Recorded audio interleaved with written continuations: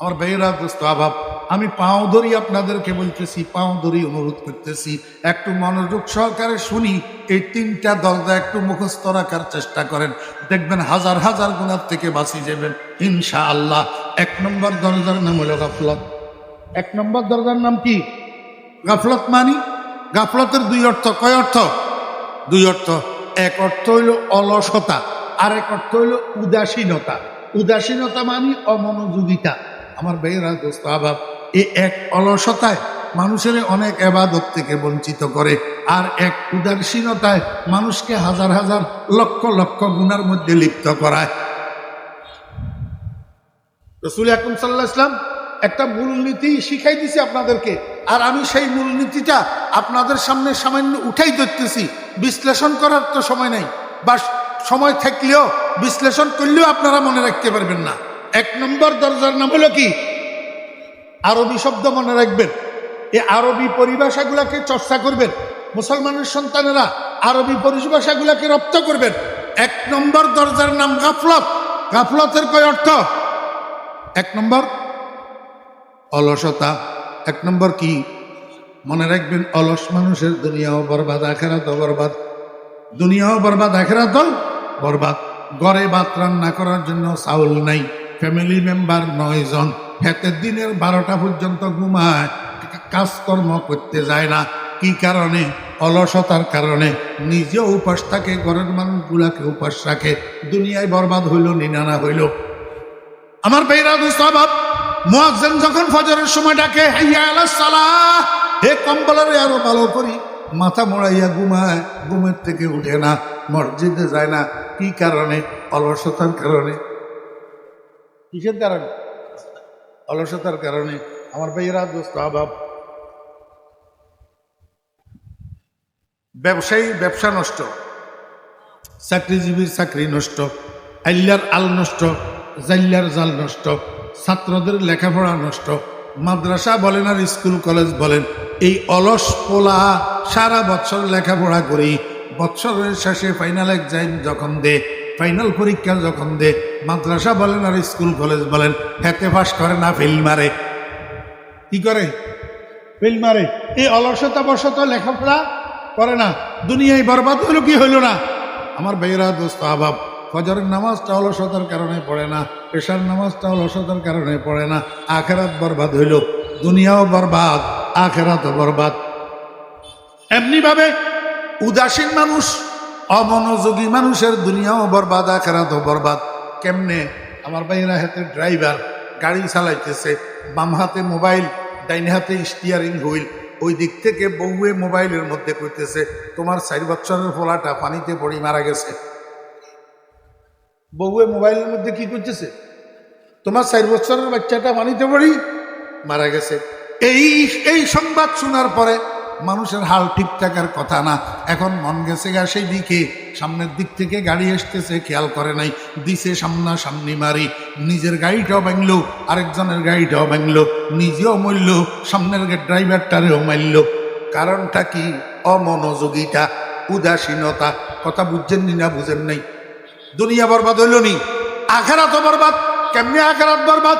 হে মসজিদে যায় 5 ওয়াক্ত আল্লাহু আকবার নামাজের নিয়ত বান্ধি, এবার ডুবাই চলে যায়, এবার খেতে চলে যায়, এবার অফিসে চলে যায়, না ঠিক মতো সুবহান রাব্বিয়াল আযীম আছে, না ঠিক মতো সুবহান রাব্বিয়াল আলা আছে, না তাশাহুদ আছে, না দরুদ শরীফ আছে, না দোয়ায়ে মাসুরা আছে।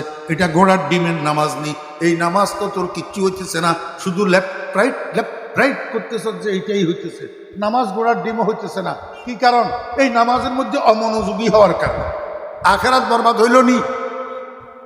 আল্লাহর হাবিব জনাবে মুহাম্মদুর রাসূলুল্লাহ সাল্লাল্লাহু আলাইহি ওয়াসাল্লাম বলেন, আমার উম্মতেরা, শয়তানের প্রবঞ্চনা যদি বাঁচতে চাও, অলসতা ছাড়তে হবে, উদাসীনতা ছাড়তে হবে। এই দুটোটার সমন্বিত নাম হইল গাফলত। এই গাফলত তোমাকে ছাড়তে হবে। এই গাফলতের দরজা দিয়া তোমার কাছে শয়তান আসে। 2 নম্বর দরজার নাম হইল শাহওয়াত। 2 নম্বর দরজার নাম কি? শাহওয়াত। শাহওয়াত এটা আরবি শব্দ। শাহওয়াতের বাংলা কি? শাহওয়াতের বাংলা হইল ওই যে একটু আগে বুঝাইলাম, নফসমানি মন। নফসমানি মন, মনের একটা চাহিদা আসেনি। কারো কারো মনে ভালো চাহিদা চায়, কারো কারো মনে খারাপ চাহিদা চায়। এই যে মনের চাহিদা, এটা যদি রসুলের তরিকা পরিপন্থী হয় সেটার নাম শাহওয়াত। কথা বুঝার চেষ্টা করি। মনের চাহিদা যদি রসুলের তরিকার পরিপন্থী হয় সেটার নাম কি? এই জন্য হুজুরে পাক সাল্লাল্লাহু আলাইহি ওয়াসাল্লাম বলছেন, লা ইউমিনু আহাদুকুম হাত্তা ইয়াকুনা হাওয়াহু তাবআন লিমা জিতু বিহি। হযরত উলামায়ে কেরামের ফায়দা বেশি, তালেবে ইলমদের ফায়দা বেশি। লা ইউমিনু আহাদুকুম হাত্তা ইয়াকুনা হাওয়াহু তাবআন লিমা জিতু বিহি।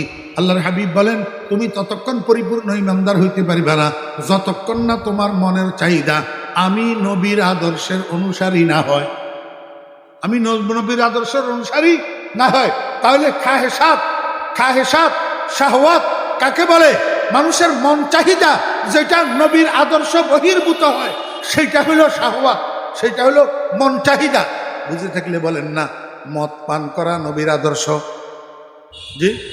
সুদ খাওয়া নবীর আদর্শ, পতিতালয়ে যাওয়া নবীর আদর্শ, বেগানা মেয়ের সাথে গার্লফ্রেন্ড করি আল্লাহু আকবার পার্কে ঘুরা নবীর আদর্শ। নাউজুবিল্লাহ, কোনো দিন নবীর আদর্শ হইতে পারে না। এটা মন চাহিদা। এটা কি? মন চাহিদা। এরকম যত গুনার কাজ আছে যেগুলো আমার মনে চায় এগুলার নাম হলো শাহওয়াত। আল্লাহর হাবিব জনাব রাসূলুল্লাহ সাল্লাল্লাহু আলাইহি ওয়াসাল্লাম বলেন, ও উম্মত, শুধু তোমার মন চাইলেই তুমি করিবা এমনটা নয়। আমার আদর্শের কোষ্ঠী পাথরের লগে একটু বসিয়া দেখবা আমার আদর্শের সাথে মিলে আসেনি। তুমি যত বড় হও না কেন, তোমার স্ত্রীকে লইয়া রাস্তায় যদি খোলা চেহারায় বাইর হও তাহলে বুঝতে হবে এটা তোমার মন চাহিদা, এটা তুমি মনের চাহিদা পূরণ করতেছ। আমি নবীর আদর্শ বেপরদা চলা নয়। কথা বুঝছেন না? বুঝেন? আল্লাহু আকবার। 3 নম্বর দরজাটার নাম হলো গজব। মাওলানা মুজিবুর রহমান সাহেব আসছে, ফরাজি সাহেব, ওনাকে নিয়ে আসেন, স্টেজে নিয়ে আসেন। 3 নম্বর দরজার নাম কি? কথা কয় না। গজব আরবিতে কি কয়? গজব শব্দের অর্থ হলো রাগ, ক্রোধ। এই রাগের 3টা স্তর আছে। রাগের কয়টা স্তর? 3টা স্তর। আল্লাহু আকবার। এই 3 স্তরের মধ্যে একটা স্তর ভালো, যেটা মিডিয়াম স্তর। এটা ইসলামী সায়েন্সের পরিভাষায় এটাকে বলে সুজাত। আর 2টা স্তর হলো ঘৃণিত, আর 2টা স্তর হলো অগ্রাহ্য। একটার নাম জুবুন আর একটার নাম তাহাব্বুর। একটার নাম জুবুন আর একটার নাম তাহাব্বুর। জুবুন হলো কাপুরুষতার নাম। তোমার ন্যায্য অধিকার সংরক্ষণ করার জন্য যেই রাগের দরকার সেই রাগ তোমার কাছে না থাকার নাম কাপুরুষতা। কথা কয় না। 30 বছর পর্যন্ত তোমার আব্বাই দোকান করলো, এখন 30 বছর পরে সন্ত্রাসী 2জন লাঠি 2টা লইয়া যদি তোমার কাছে আসি, কয় এটা আমাদের দোকান, তুই গদি থেকে নাম, তো তুমি কি করবা? ভাইজান মারিয়েন না, আপনারা বসেন, আমি ছাড়ি দিলাম না। এটা তোর ন্যায্য অধিকার। তোর বাবার 30 বছরের দোকান, তোর কাছে এই রাগ থাকতে হবে। আর একটা লাঠি লইয়া উল্টা ঘুরি তোকে দাঁড়াইতে হবে। এই বেটারা, কে তোরা? আমার দোকান, আমি কেন তোদেরকে ছাড়বো? এই রাগ তোর কাছে থাকতে হবে তোর ন্যায্য অধিকার সংরক্ষণ করার জন্য। এই পরিমাণ রাগ যদি তোর কাছে না থাকে তাহলে তুই কাপুরুষ। তাহলে তুই কি? ও ইমানদাররা, যদি তোমার আল্লাহর উপরে আক্রমণ আসে, যদি তোমার রসুলের উপরে আক্রমণ আসে, কেউ কোনো নাস্তিক যদি তোমার আল্লাহকে গালি দেয়, তোমার রসুলকে যদি গালি দেয়, তোমার আল্লাহর সম্ভ্রম রক্ষা করার জন্য, তোমার রসুলের সম্ভ্রম রক্ষা করার জন্য, প্রতিবাদ করার জন্য, প্রতিহত করার জন্য যেই পরিমাণ রাগের দরকার, সেই রাগ যদি তোর কাছে না থাকে তাহলে তুই কাপুরুষ। তাহলে তুই কি? কাপুরুষ। এটাকে ইসলামী সায়েন্সের পরিভাষায় বলে জুবুন। আর ইসলামী সায়েন্সের পরিভাষায় রাগের একটা উগ্র স্তর আছে, এটাকে বলে তাহাব্বুর। তাহাব্বুর মানে উগ্র রাগ। যেই রাগের মধ্যে মানুষ গেলে, যেই রাগে মানুষের পাইলে মানুষের দিক বিদিক জ্ঞান থাকে না, হুঁশ ঠিক থাকে না, কারে কি বলে ঠিক করে না, কাকে কি করতেছে ঠিক করে না, নিজের ঘরের সমস্ত সিরামিক সরঞ্জামগুলার লাঠি দিয়া পিটাইয়া চুরমার করে ফেলে। কোনো সময় আল্লাহু আকবার বউয়েরই পিটানি শুরু করে, কোনো সময় নিজের ছেলে মেয়েদেরকে পিটায়, কোনো সময় মা বাপের গায়ে পর্যন্ত হাত উঠায়। কিসের কারণে? রাগের কারণে। এই যে রাস্তায় রাস্তায় সন্ত্রাস হইতেছে, মানুষ খুন হইতেছে, একজন আরেকজনকে আহত করতেছে, একজন আরেকজনকে নিহত করতেছে, এর মূলে ম্যাক্সিমাম কার্যকরী এই উগ্র রাগ। উগ্র। আল্লাহর হাবিব জনাব রাসূলুল্লাহ সাল্লাল্লাহু আলাইহি ওয়াসাল্লাম বলেন, আমার উম্মতেরা তুমি তোমার উগ্র রাগটাকে কন্ট্রোল করো। কিভাবে কন্ট্রোল করবা? যখন তোমার কাছে রাগ আসতেছে তুমি দেখবা তখন বেশি বেশি করি আউযু বিল্লাহি মিনাশ শাইতানির রাজিম, আউযু বিল্লাহি মিনাশ শাইতানির রাজিম, আউযু বিল্লাহি মিনাশ শাইতানির রাজিম। যত বেশি পড়বে আস্তে আস্তে রাগ ঠান্ডা হয়ে যাবে। আল্লাহর নবী বলেন যদি এটার দ্বারাও যদি রাগ তোমার না থামে তাহলে এক কাজ করো, তুমি যদি দাঁড়ানো থাকো বসে যাও, রাগ ঠান্ডা হয়ে যাবে। যদি বসা থাকো শুইয়া যাও, রাগ ঠান্ডা হয়ে যাবে। যদি এইটার দ্বারাও রাগ না থামে তাড়াতাড়ি অজু করো, দেখবা অজু করলে তোমার রাগ ঠান্ডা হয়ে যাবে। যদি অজুর দ্বারাও রাগ ঠান্ডা না হয় সেই অজু দিয়া 2 রাকাত নামাজের নিয়ত বান্ধ, 2 রাকাত নফল নামাজের নিয়ত বান্ধ। 2 রাকাত নফল নামাজ শেষ হইতে হইতে দেখবা তোমার কাছে আর রাগের গোষ্ঠীও থাকবে না।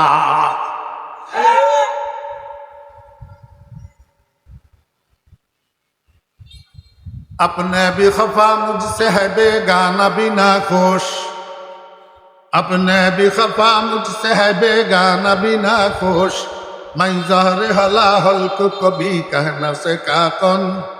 জিগর মুরাদাবাদী রহমতুল্লাহ আলাইহি বলেন এগানা বেগানা সবাই আমার উপরে বেজার। কেন? আমি বিষের পেয়ালাকে বিষের পেয়ালা বলি কেন? এই যুগটা বিষের পেয়ালাকে বিষের পেয়ালা বলার যুগ না। ইনাইয়া বিনাইয়া বিষের পেয়ালারে মিষ্টির পেয়ালা বলতে পারলে সেটা ভালো মানুষ, সেটা ভালো মানুষ। মিথ্যা কথা বলতে পারলে সেটা ভালো মানুষ। আমি সত্য কথা বলি, হক কথা বলি, বাস্তব কথা বলি, বিষের পেয়ালাকে বিষের পেয়ালা বলি। এই জন্য এগানা বেগানা সবাই আমার উপরে বেজার। আপনি भी खफा मुझसे है बेगाना भी ना खुश, मैं ज़हर हलाहल को कभी कह न सका कौन। আল্লাহ পাকের পবিত্র কালামের একটা আয়াতের অর্ধেক অংশ আমি আপনাদের সামনে তেলাওয়াত করছি, শুধু অর্ধেক, বলি শেষ করতে পারবো না। আর প্রয়োজন অনুসারে এই অর্ধেক শুধু তেলাওয়াত করছি। এই অর্ধেকের একটু অনুবাদটা শুনেন। আল্লাহ পাক বলেন ওয়ালা তাত্তাবিউ, তোমরা অনুসরণ করিও না, অনুসরণ করিও না। এই সিট ডাউন, বসো। তোমরা অনুসরণ করিও না। কি অনুসরণ করিও না? খুতুওয়াতিশ শায়তান। খুতুওয়াতুন বহু বচন, খুতুওয়াতুন এক বচন। খুতুওয়াতুন শব্দের অর্থ হলো পদাঙ্ক। আপনারা মুরব্বী যারা আছেন অনেকে পদাঙ্ক বুঝবেন না, এই জন্য আপনাদেরকে একটু বুঝাই দিতে হবে। রাস্তা দিয়া যখন মানুষ হাঁটে, ফাঁকা রাস্তা হইলে রাস্তার উপরে পায়ের চিহ্ন বসেনি, বলে বসে, বলে মনোযোগ সহকারে শুনে। রাস্তা যদি পাকা হয়, হাঁটি গেলে রাস্তার উপরে পায়ের চিহ্ন বসেনি না। রাস্তা যদি মাটির হয়, রাস্তায় যদি কাদা থাকে, রাস্তা যদি ভিজা হয়, একজন মানুষ হাঁটি গেলে রাস্তার উপরে পায়ের চিহ্ন বসেনি। এই পায়ের চিহ্ন এটাকে আরবিতে বলে খুতুওয়াতুন। আরবিতে কি বলে? খুতুওয়াতুন, পায়ের চিহ্ন, পদচিহ্ন। আল্লাহ পাক বলেন ওয়ালা তাত্তাবিউ, তোমরা অনুসরণ করিও না। কি অনুসরণ করিও না? শয়তানের পায়ের চিহ্নের অনুসরণ করিও না। শয়তানের পদচিহ্নের অনুসরণ করিও না। কি অর্থ? অর্থাৎ যেই রাস্তা দিয়া শয়তান হাঁটি গেছে তুমি সেই রাস্তা দিয়া হাঁটিও না। যেই রাস্তার পথিক শয়তান হইছে তুমি সেই রাস্তার পথিক হইও না। অর্থাৎ শয়তান যেই কাজগুলা করে এবং যেই কাজগুলা করার জন্য তোমার ভিতরে মন চাহিদা পয়দা করে সেই কাজগুলা তুমি করিও না। আমার মনে হয় এখনো বুঝাইতে পারি নাই, না বুঝছেন? শয়তান যে কাজগুলা করে, শয়তান যে কাজগুলা করার জন্য তোমাকে প্রবঞ্চনা দেয়, যার দরুন তোমার মধ্যে একটা চাহিদা পয়দা হয় এই কাজগুলা করার জন্য, এই কাজগুলা তুমি করিও না। কারণ ইন্নাহু লাকুম আদুব্বুম মুবিন, শয়তান তোমাদের প্রকাশ্য শত্রু। আল্লাহ পাক প্রকাশ্য বললেন কেন? তাহলে বোঝা যায় গোপন শত্রু একজন আছে, কথা কয় না। তাহলে বোঝা যায় গোপন শত্রু একজন আছে। বুঝি থাকলে বলেন তো এই গোপন শত্রুর নাম কি? নফস। জাযাকুমুল্লাহ। সংখ্যায় কম হইলেও সচেতন মানুষ আছে। ওই গোপন শত্রুর নাম কি? নফস। আগে এই থোড়া একটু নফসটা আমি আপনাদেরকে বুঝাই, তারপরে শয়তান বুঝাবো ইনশাআল্লাহ। ফরিদুদ্দিন অদম কতক্ষণ এইদিকে কতক্ষণ ওইদিকে ডুস মারে না। শুরু থেকে শেষ পর্যন্ত আলোচনাটা একটা সুতায় গাথা। গর্বকদরে এক নফস গাফেল সুদি, দূরে সদফর সঙ্গে আজ মঞ্জিল সুদি। আপনি যদি সামান্য সময়ের জন্য অমনোযোগী হয়ে যান তো গোটা বয়ানটা আপনি হারাইয়া ফেলবেন, এটার কুল কিনারা আর তালাশ করি পাবেন না। মানুষের শরীরের মধ্যে বাহ্যিক কিছু অঙ্গ প্রত্যঙ্গ আছে, হাত, পাও, চোখ, কান, নাক, এগুলা আযায়ে জাহেরা, বাহ্যিক অঙ্গ। ঠিক তেমনি ভাবে মানুষের ভিতরে আভ্যন্তরীণ কিছু অঙ্গ আছে যেগুলা আযায়ে বাতেনা, চোখে দেখা যায় না, চোখে দেখা যায় না। এমন কিছু অঙ্গ মানব দেহের অভ্যন্তরে আছে না নাই? মানব দেহের অভ্যন্তরে এই আযায়ে বাতেনা, আভ্যন্তরীণ অঙ্গ কয়টা এবং কি কি? আমার ভাইয়েরা, দোস্ত আহবাব, মানুষের শরীরের ভিতরে তিনটা অঙ্গ থাকে। কয়টা অঙ্গ? তিনটা অঙ্গ। একে নফস, একে রূহ, একে দিল। একে নফস, একে রূহ, একে দিল। ওয়ালে দর হরফে হারিয়ে কে হাসতে মুশকিল। আল্লাহর আরেফ বলেন মানুষের শরীরের ভিতরে তিনটা অঙ্গ বাস করে। একটার নাম নফস, একটার নাম রূহ, একটার নাম দিল। নফস শব্দের বাংলা অর্থ হল মন। নফসের বাংলা কি? মন। আমি এই নফস বুঝাইতে যাইতেছি আপনাদেরকে এই জন্য যে সামনে আমি যেই হাদিসটা আপনাদের সামনে পাঠ করছি এইটা বুঝানো সহজ হওয়ার জন্য আর আপনাদের বুঝা সহজ হওয়ার জন্য নফস বুঝাইতে যাইতেছি। নফস শব্দের বাংলা অর্থ কি? কথা কয় না। মন। জোরে বলবেন। নফস। উত্তর না দিলে ছাত্র কি তোমার কথা কয় না, হয় দামিস না হইলে বেয়াদা। উত্তর না দিলে নাফরমান ছাত্র। নফস শব্দের বাংলা কি? আমি হাসি হাসি বলতেছি, আপনাদের মনে কষ্ট যায় কিনা এই জন্য, কিন্তু বাস্তব কথা তো এইটা যে সারা জীবন ওয়াজ শোনার পরে মিথ্যা কথাটা তো ছাড়তে পারলাম না। সারা জীবন ওয়াজ শোনার পরে মানুষের কষ্ট দেওয়া তো ছাড়তে পারলাম না। সারা জীবন ওয়াজ শোনার পরে দোকানদারের দোকানে বাকি করি না দেওয়ার জন্য গলি পরিবর্তন করা ছাড়তে পারলাম না। সারা জীবন ওয়াজ শুনি, নামাজটাও তো ধরতে পারলাম না। তো কি লাভ হইল? এটার কারণ অমনোযোগিতা। কারণ কি? একটু পরে হাদিসের আলোচনার মধ্যে আসবে ইনশাআল্লাহ। নফসের বাংলা কি? মানুষের শরীরের ভিতরে মন নামে একটা জিনিস আছে না নাই? কেমনে বুঝলেন? আমার ভাইয়েরা, দোস্ত আহবাব, আব্দুর রহমানের ছেলের বিয়ে, বরযাত্রী গেছে 200 জন, উকিলও গেছে, ঘটক বড় গেছে, কিন্তু কনের পিতা এখনো খানা পরিবেশন করে না। ঘটক যাইয়া কনের পিতারে কয়, ভাই খানা দিতেছেন না কেন? মেহমানেরা তো আসি গেছে।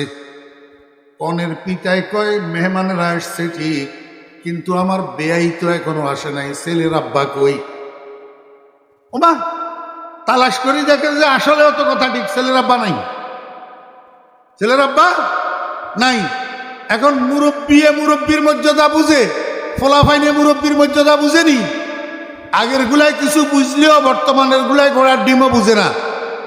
মুরব্বী তো দূরে থাক, শিক্ষকেরও তো পাইলে শেষে, শিক্ষকের এক জমানায় বিদ্যা বাড়ত শিক্ষককে সেবিলে, আর বর্তমানে বিদ্যা বাড়ে শিক্ষককে শেষিলে। এখনের বলারা মুরব্বী মানেনি, বেআইয়ে বেআইয়ের মর্যাদা বুঝে। এই জন্য বেআইয়ে কয় আমার বেআই কই, বেআই যতক্ষণ না আসে ততক্ষণ আমি খানা পরিবেশন করতে পারবো। ঘটক বেটা দৌড় দিছে পার্শ্ববর্তী বাড়ি, যাইয়া দেখে বেআই ঘরের সামনের রুমের খাটের উপরে শোয়া। ঘটকে কয় কিরে ভাই, আজকে আপনার ছেলের বিয়ে, বরযাত্রীরা সবাই গেল, বর নিজেও গেল, আমি ঘটকও গেলাম, আপনি কেন এখানে শুয়ে রইলেন? আপনার জন্য তো আপনার বেয়াই কাউকে খানা পরিবেশন করতেছে না, চলেন উঠেন তাড়াতাড়ি আমার সাথে চলেন। বেয়াইয়ে কয় আমি যাব না, আমি যাব না। ঘটকে জিজ্ঞাসা করে আপনি কেন যাবেন না? কয় আমার মন ভালো না। কি কয়? আমার মন ভালো না। কি জন্য মন ভালো না বুঝছেন তো? ফলায় বেয়াদবি করছে বাপের সাথে। ফলায় বাপের সাথে কি করছে? বেয়াদবি করছে।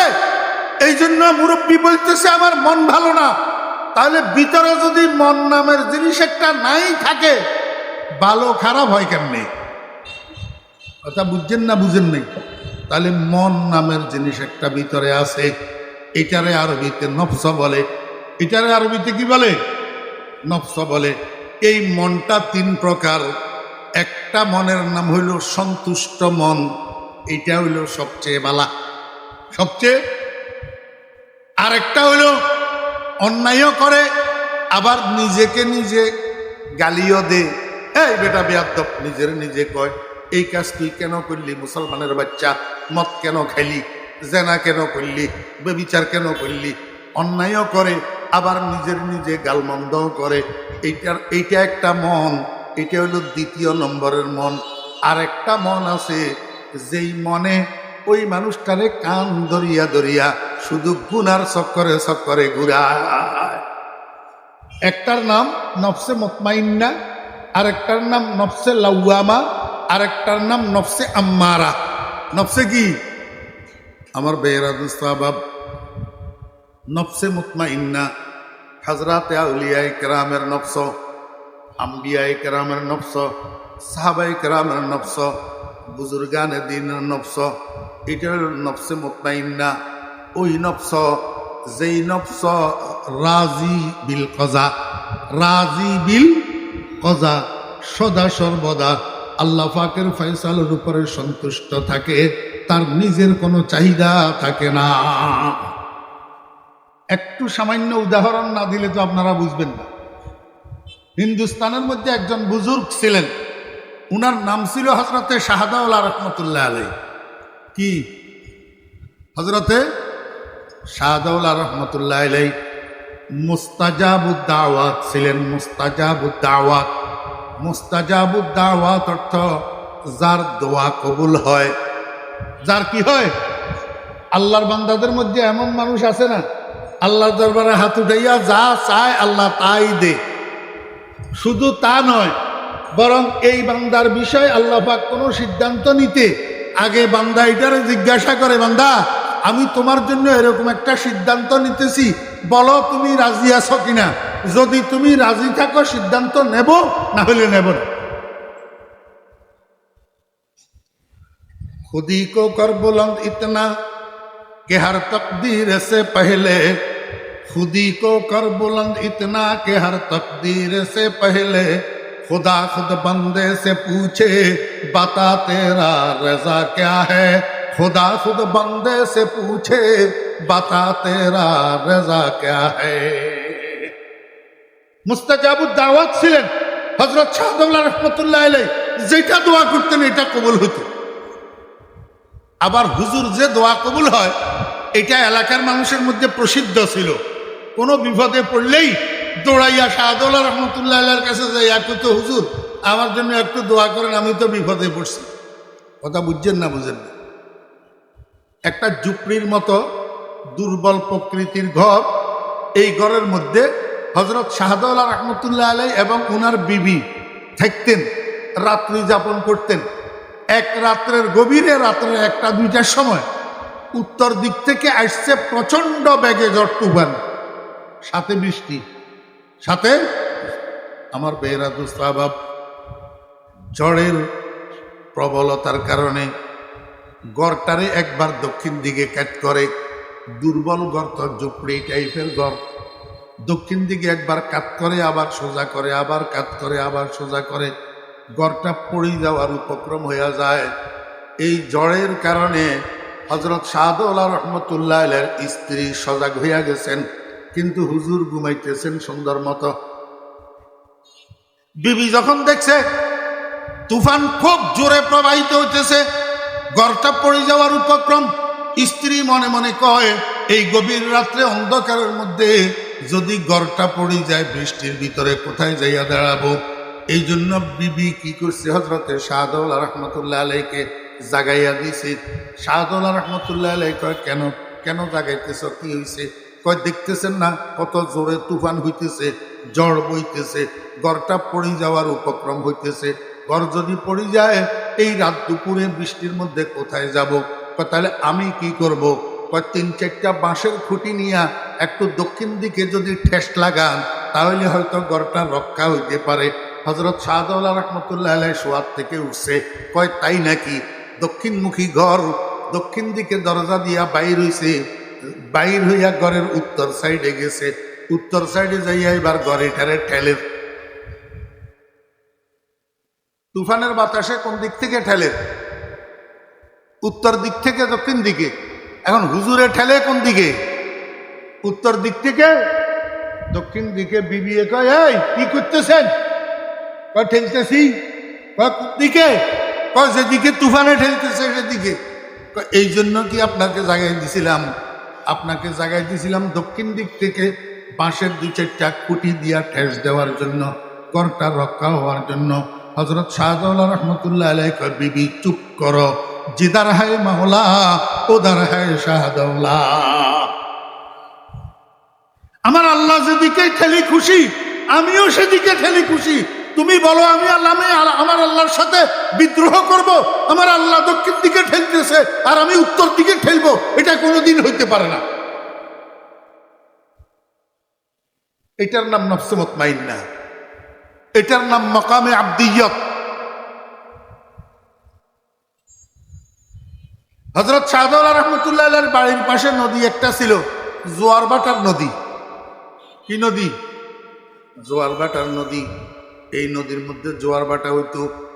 একবার উনাদের গ্রামের মধ্যে বন্যা হইছে, বন্যার পানিতে নদীর পানি টইটুম্বুর একবারে পাড় পর্যন্ত পুরা হইয়া গেছে।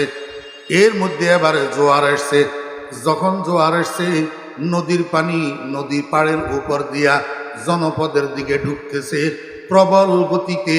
এইভাবে কিছুক্ষণ ঢুকলে পানি গোটা জনপদটা পানির নিচে তলাইয়া যাবে।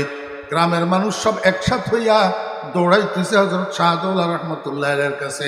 যাইয়া কয় হুজুর বরবাদ হইছে। কয় কি হইছে? কয় জোয়ারের পানি আর বন্যার পানি একসাথ হইয়া নদী পাড়ের উপর দিয়া আমাদের গ্রামের দিকে পানি ঢুকতেছে প্রবল গতিতে। এইভাবে কিছুক্ষণ ঢুকলে আমাদের গ্রামটা পরিপূর্ণ পানির নিচে তলাইয়া যাবে। হযরত শাহদৌলা রহমতুল্লাহ আলাইহি আমি কি করতাম?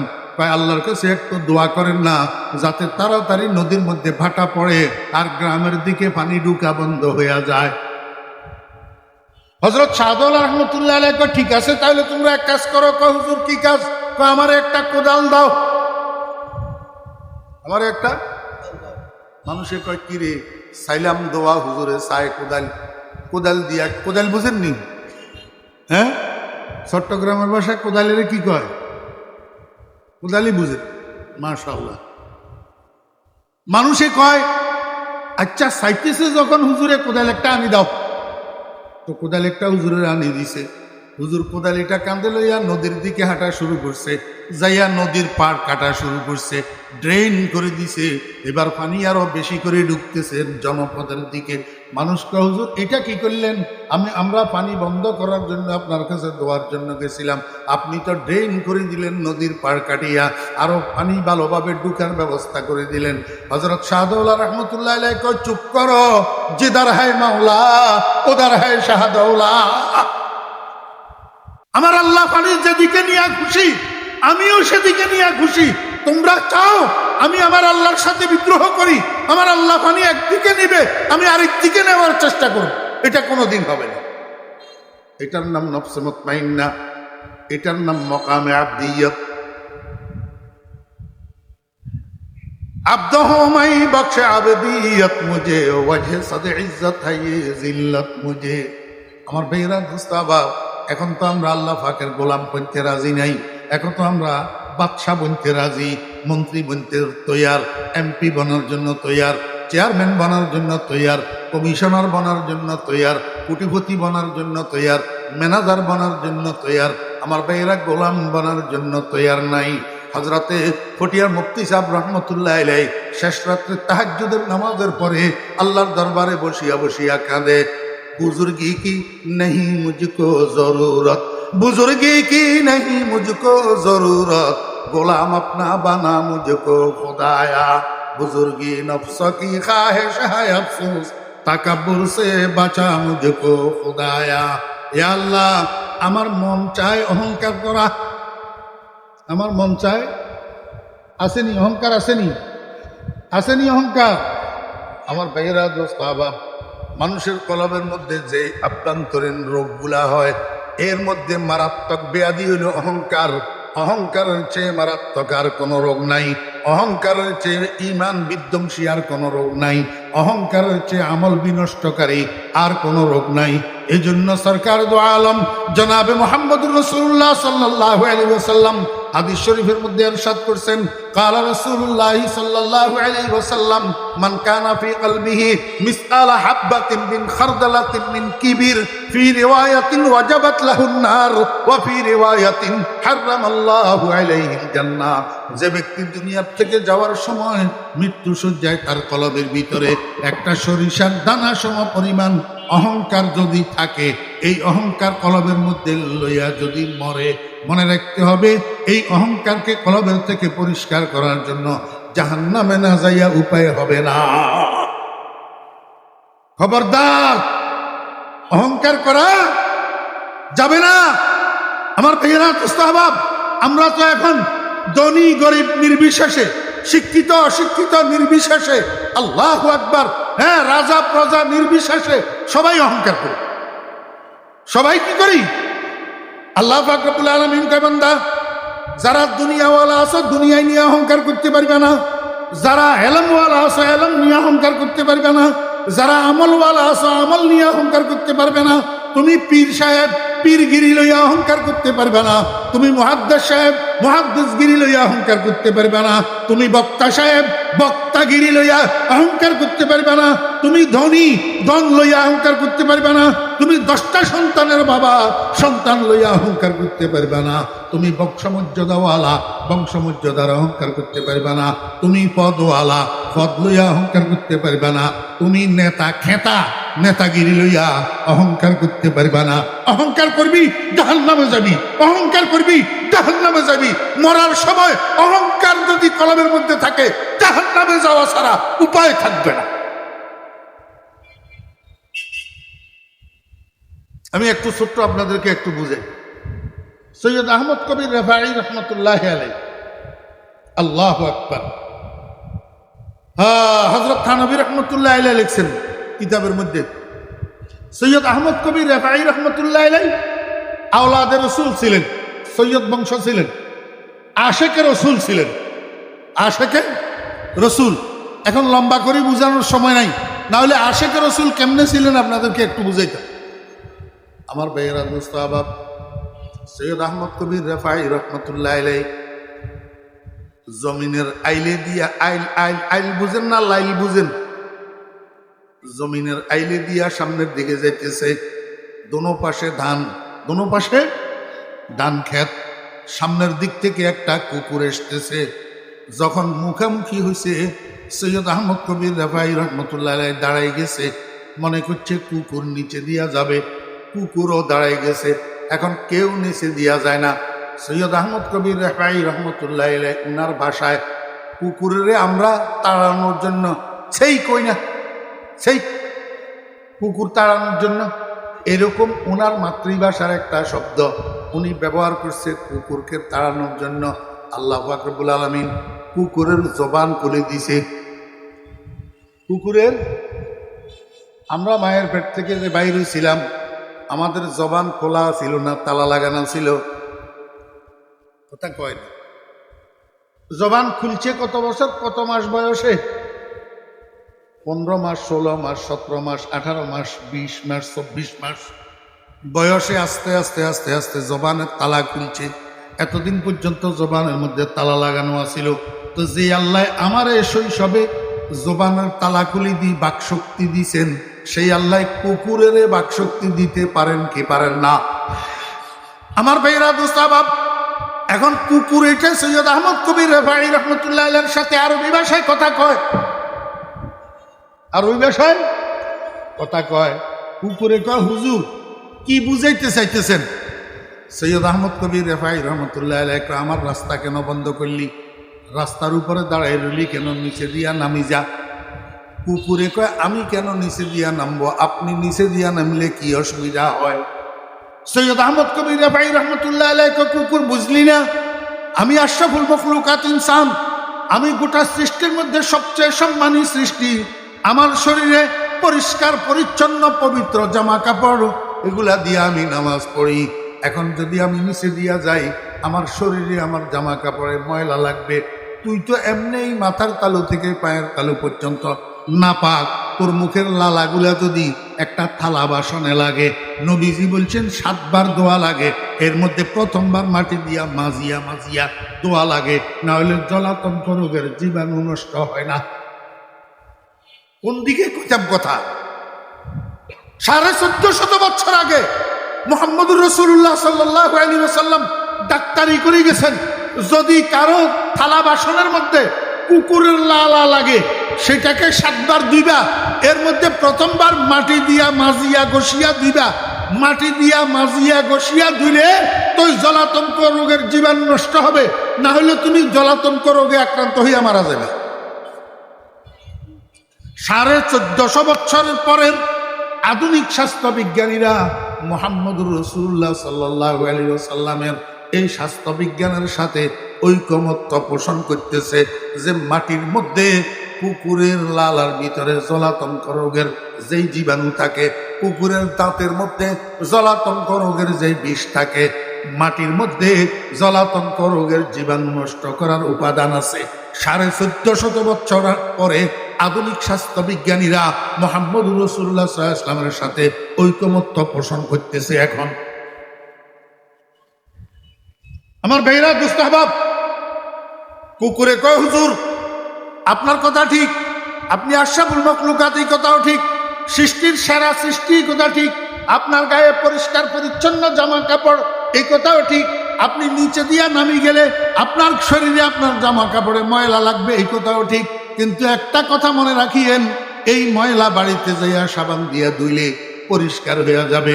এখন আমি যদি নিচে দিয়া যাই, আপনার দিলের মধ্যে যে একটু সামান্য অহংকার আসবে, আমি কুকুর থেকে ভালো, আনা খায়রুম মিনাল কলব, আমি কুকুর থেকে ভালো। এই স্বভাবটা কিন্তু শয়তানের স্বভাব, এই স্বভাবটা কিন্তু কি শয়তানের স্বভাব। শয়তান বলছিল আমি আদম থেকে ভালো।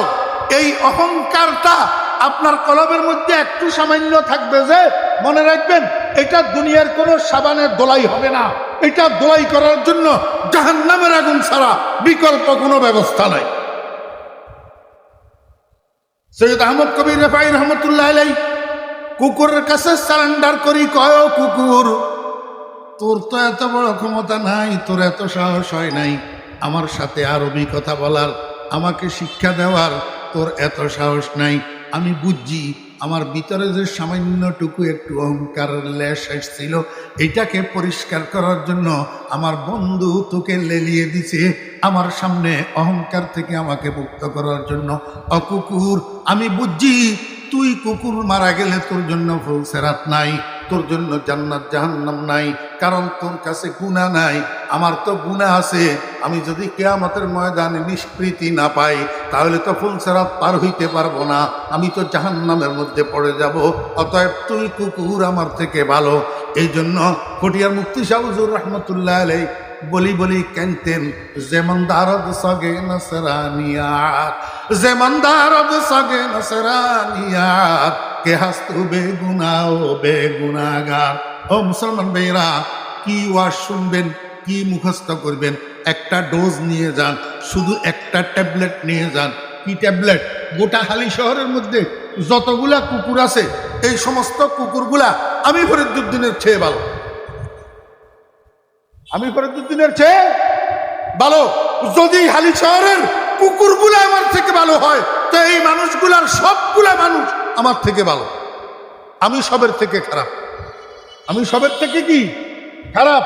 ও ভাই রাজবাব, এই কথাটা দিলের মধ্যে আসার নাম গোলামি, এই কথাটা দিলের মধ্যে আসার নাম আব্দিয়ত। সেটার জন্য ফটিয়ার মুফতি শাহ হুজুর রহমতুল্লাহ আলাইহি বসে বসে কাঁদতেন, আয় আল্লাহ, আমার নফস অহংকার করতে চায়, আমার নফস বড়ত্ব চায়, আমার নফস বুজুর্গি চায়। আমি বুজুর্গি চাই না, আমি অহংকার চাই না, আমি বড়ত্ব চাই না, আমি তোমার গোলামি চাই। আয় আল্লাহ, তুমি আমারে তোমার গোলাম বানাইয়া দাও। আপনারা আল্লাহর গোলাম হইতে চান? কে কে আল্লাহর গোলাম হইতে চান? अल्लाह बड़ाई की नहीं मुझको जरूरत, बड़ाई की नहीं मुझको जरूरत, গোলাম আপনা বানা মুঝকো খুদায়া। আয় আল্লাহ, সভাপতিগিরির আমার দরকার নাই, সেক্রেটারিগিরির আমার দরকার নাই, দুনিয়ার পদবীর আমার দরকার নাই, আমারে তুমি একটু গোলাম বানাইয়া দাও। আয় আল্লাহ, এই মসজিদে যত মুসল্লি আসছে নামাজ পড়ার জন্য, যারা ইমাম আছে, যারা মুয়াজ্জিন আছে, যারা খতিব আছে, আয় আল্লাহ, এই সমস্ত মানুষগুলা আমি সভাপতির থেকে উত্তম, আমি সেক্রেটারির থেকে উত্তম, আমি সদস্যর থেকে উত্তম, আমি ক্যাশিয়ার থেকে উত্তম, আমি সবের থেকে খারাপ। এই কথাটা অন্তরের মধ্যে আসার নাম হইল গোলামি। কি গোলামি? আল্লাহু আকবার। আমার ভাইরা দোস্ত আহবাব, মনে আছে না ভুলে গেছেন? আমি আপনাদেরকে কি বুঝাইতে চাইছিলাম? নফস, মন, মন। ওই বিয়াই মন বালা নাই। কি বালা নাই? মন বালা নাই। কেন মন বালা নাই? পোলায় বাপের লগে বেয়াদবি করছে, এই জন্য বাপের মন বালা নাই। এই জন্য সব গেছে, কিন্তু বাপ যায় নাই। এখন ঘটকে যাইয়া পোলারে পাঠাইছে, তুই যাইয়া মাপ চাইয়া তোর আব্বারে আন, না হলে তোর আব্বা তোর বিয়েতে অংশগ্রহণ করবে না। আমার ভাইরা, মন নামে একটা জিনিস যদি না থাকে, তাহলে মন বালা নাই এই কথাটা কেমনে বলে? এই মনটাকে আরবিতে বলে নফস। আরবিতে কি বলে? নফস। আল্লাহু আকবার। মনের একটা চাহিদা আসেনি? মনের একটা কি আছে? চাহিদা আছে। আল্লাহু আকবার। যেই মনটা সন্তুষ্ট মন, যেই নফসটা নফসে মুতমাইন্না, এর চাহিদা হলো সমস্ত বালা বালা চাহিদা। কি চাহিদা? বালা বালা চাহিদা।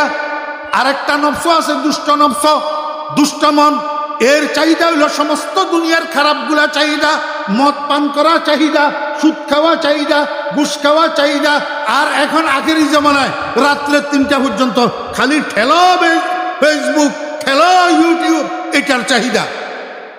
খোলা বলতে এবার আমার উপরে মনে কষ্ট নেব। মুরব্বিয়ানে কেরাম, আপনারা তো ছেলে জন্ম দিয়েছেন, আপনারা বুড়া বুড়ি আপনাদের রুমের দরজা বন্ধ করে ঘুমাইয়া পড়ছেন, কিন্তু আপনার পোলারা একটার বয়স 18 বৎসর, একটার বয়স 22 বৎসর, একটার বয়স 26 বৎসর, একটার বয়স 32 বৎসর, সবগুলা তরুণ যুবক। এই পোলাগুলা 4 রুমে যে ঘুমাইতেছে, এরা রাত্রের কয়টা বাজে ঘুমায় আপনারা আব্বা আম্মা খবর রাখেন না। এরা কেউ 2টায়, কেউ 2:30টায়, কেউ 3টায়, কেউ 4টায় ঘুমায়।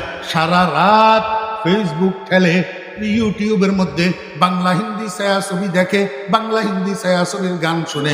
মুসলমানের বাচ্চারা নফসের চাহিদা, মনের চাহিদা। মনের কি চাহিদা? ফজরের নামাজের তো প্রশ্নই উঠে না, ফজরের নামাজের প্রশ্নই আমার ছোট ভাইয়েরা, ও হালি শহরবাসী, আমাদের সন্তানেরা, তোমরা যারা তরুণেরা আছো, যুবকেরা আছো, হ্যাঁ তরুণ তরুণ, এই তরুণের নিচে আরেক দল আছে না, এটার নাম কি? আরে না, গ্যাং গ্যাং, তোমার কয় না গ্যাং? আমি তো নাম লইতে চাইতেছি না, আমার আবার যাওয়ার সময় গুলি করে দে নাকি। গ্যাং কি গ্যাং? কিশোর গ্যাং। আমার ছোট ভাইয়েরা, আরে ছোট ভাই তো না, তোরা আমার সন্তানের চেয়েও ছোট। আমার বড় পোলার বয়স 41 বছর, তোমরা আমার সন্তানের চেয়েও ছোট। আমি তোমাদেরকে শুধু একটা কথা মনে করিয়ে দেব, আল্লাহু আকবার, তুমি তো কোরআনওয়ালা। তুমি কি? তুমি কি কোরআনওয়ালা? কেমনে কোরআনওয়ালা? তুমি আলহামদুলিল্লাহি রাব্বিল আলামিন আর রহমানির রহিম এই সূরা ফাতিহা তুমি মুখস্থ জানো? সূরা ফাতিহা তুমি মুখস্থ? কুল হুয়াল্লাহু আহাদ আল্লাহুস সামাদ, সূরা ইখলাস তুমি মুখস্থ জানো? তোমাদের হালি শহরের মধ্যে যদি কোনো হিন্দুর পোলা থাকে, ওই হিন্দুর পোলার নাম যদি হরেশ বাবু হয়, তার বাপের নাম যদি রমেশ বাবু হয়, এই রমেশের আর হরেশের যাইয়া একটু বলো না, এরে হরেশ রে, এই আলহামদু সূরাটা আমারে একটু মুখস্থ শোনা। হরেশে তোমারে উত্তর দিবে, আলহামদু কোন জানোয়ারের নাম আমি তো চিনি না। কথা কয় না? তুমি যদি রমেশের যাইয়া কো, রমেশ কুল হু আল্লাহ সূরাটা আমারে একটু মুখস্থ শোনা, রমেশ তোমারে উত্তর দিবে, কুল হু আল্লাহ কি জিনিস আমি তো চিনি না। কথা ঠিক না বেটি? হরেশে আলহামদুলিল্লাহ চিনেনি, কুল হু আল্লাহ চিনেনি। আর তুই মুসলমানের বাচ্চা, তুই অশিক্ষিত হইলেও, শিক্ষিত হইলেও, নামাজি হইলেও, বেনামাজি হইলেও, তুই তো আলহামদুলিল্লাহ মুখস্থ জানোস, তুই তো কুল হু আল্লাহ মুখস্থ জানোস, যেটা হরেশচন্দ্র জানে না, যেটা রমেশ বাবু জানে না। বুঝা গেল হরেশচন্দ্র আর রমেশ বাবু কোরআনওয়ালা না, তুই মুসলমানের বাচ্চা, তুই কোরআনওয়ালা। কথা কয় না? সারা দুনিয়ার মূল্য বুঝলি, নিজের মূল্য কেন বুঝলি না? ওরে তুই যে কোরআনওয়ালা হইলি কেমনে হইছ জানোস নি? আল্লাহু আকবার। আল্লাহ পাক রব্বুল আলামিন আসমানের মধ্যে ফেরেশতাদেরকে দিয়া লটারি দিছে, লটারি। কোরআন কার ভাগে যাবে, কার ভাগে যাবে না, কি দিছে? আসমা বারে আমানত না তাওয়া নস্ত কশির, আসমা বারে আমানত না তাওয়া নস্ত কশির, কোরআয়ে পাল বানামে মনে দিওয়ানা জদান। এই লটারির মধ্যে কিছু মানুষের নাম উঠছে কোরআনের ভাগে, আর কিছু মানুষের নাম কোরআনের ভাগে উঠে নাই। যাদের নাম কোরআনের ভাগে উঠছে, আল্লাহ পাক তাদেরকে একজন মুসলমান আব্বার ঔরসে দুনিয়াতে পাঠাইছেন, একজন মুসলমান মায়ের গর্ভে দুনিয়াতে পাঠাইছেন, একজন মুসলমান মায়ের কোলে দুনিয়াতে পাঠাইছেন। ও মুসলমানের বাচ্চা, ও কিশোরেরা, ও তরুণেরা, আমাকে উত্তর দে, যদি আল্লাহ তোরে হরেশচন্দ্রের ঘরে পাঠাইতো, তুই আলহামদু কোথায় পাইতি? কুল হু আল্লাহ কোথায় পাইতি? তুই তো দরখাস্ত করস নাই। আল্লাহ দয়া করি, মেহেরবানি করি, তোরে একজন মুসলমান আব্বার ঔরসে দুনিয়াতে পাঠাইছে, একজন মুসলমান মায়ের কোলে দুনিয়াতে পাঠাইছে। সেই সুবাদে ছোটকালে, শৈশবকালে 5 বছর বয়সে, 6 বছর বয়সে সকালবেলার মুক্তবে নুরানি মাদ্রাসায় তুই কোরআন শরীফ শিক্ষক, আলহামদু শিক্ষক, কুল হু আল্লাহ শিক্ষক। সেই সুবাদে তুই কোরআনওয়ালা হলি। এখন কোরআনওয়ালা হইয়া তোর চাল চলন রমেশ বাবুর মতো কেন? তোর চাল চলন হরেশ বাবুর মতো কেন? মনে কষ্ট হলে আমার মাফ করে দিস, আর যদি মনে কষ্ট যায় মাফ করতে না পারস তো আমারে গুলি করে দিস, গুলি করে দি। আমারে কোথায় পাঠাইবি? আমি নিচের দিকে যাব তো, তুই কি জজবুসের মতো 40,000 ফুট উপরের দিকে যাবি নি? 2 দিন পরে আমারে যেখানে পাঠাইবি তুইও সেখানে যাবি। আরেক মায়ের কোল খালি করি রাস্তায় লুটাইয়া দিতেছ, কোন মায়ের সন্তানকে গুলি করি খুন করতেছ, তুই কেন বুঝস না? 2 দিন পরে আরেকজনে আসি তোরে শিয়াল কুকুরের মতো রাস্তায় লুটাইয়া দিবে, তারা যেখানে পাঠাইছ তুইও সেখানে যাবি। এই জন্য রাজনীতির নামে খুনাখুনি বন্ধ কর, রাজনীতির নামে মানুষ মারা বন্ধ কর। যেই নেতা বাবার চোখের ইশারায়, যেই নেতা বাবার নোটের বান্ডিলের লোভে মানুষ মারার রাজনীতি করতেছ, সেই নেতা বাবা 2 দিন পরে তোর 2 পয়সা উপকারে আসবে।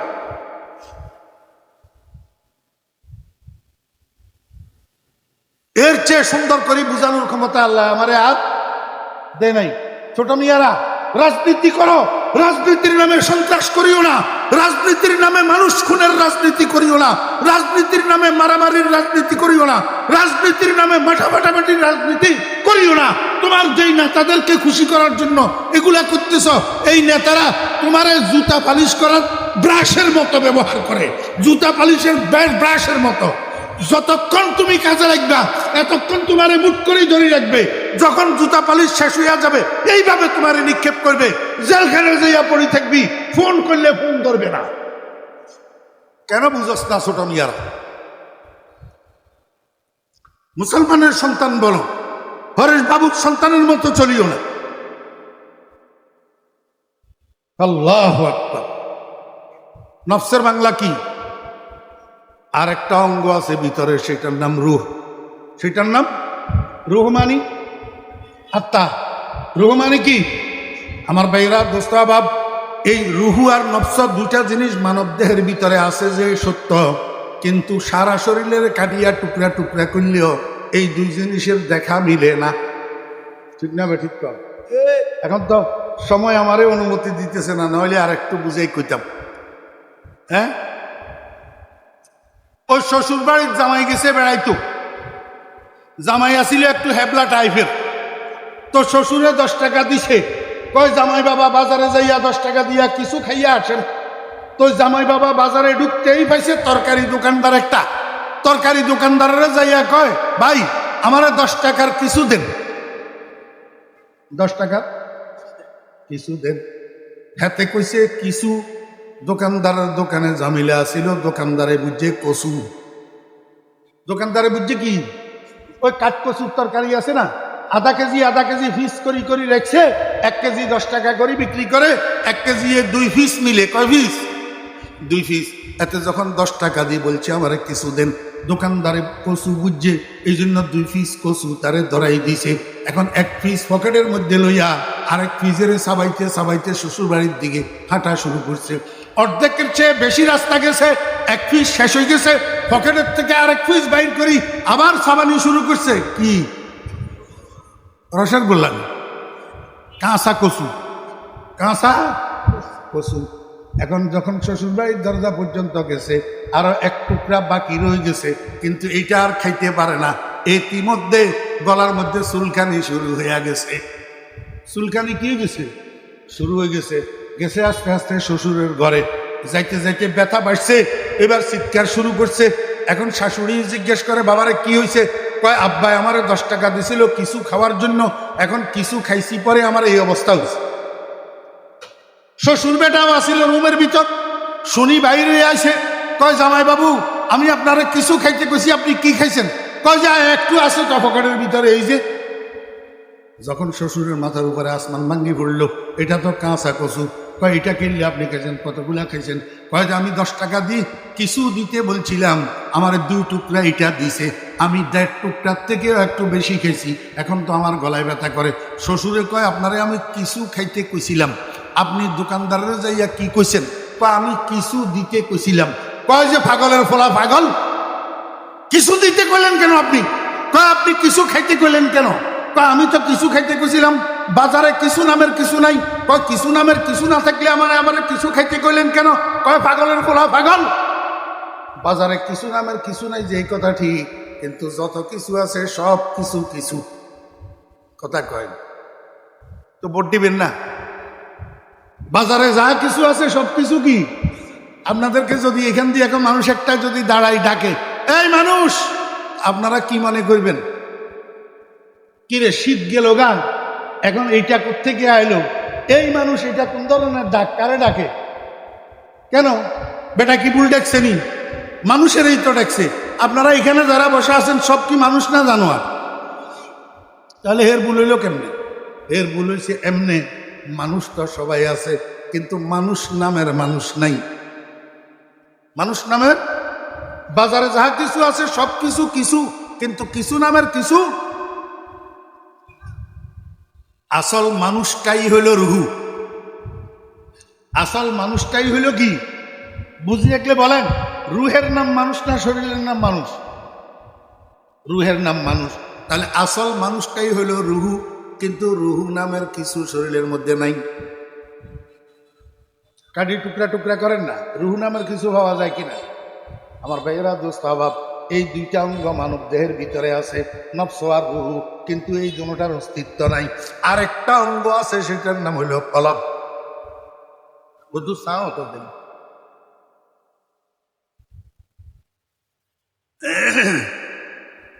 আরেকটা অঙ্গ আছে, সেটার নাম কি? কলব। এই কলব হইল আরবি শব্দ। উর্দু ফার্সিতে বলে দিল, আর ইংরেজিতে বলে হার্ট, বাংলায় বলে অন্তর বা হৃদয়। কয়টা অঙ্গ পাইলেন? কয়টা? তিনটা। এবার আসেন, এই তিনটা অঙ্গের মধ্যে একটার নাম নফস। এটা হইল গোপন শত্রু।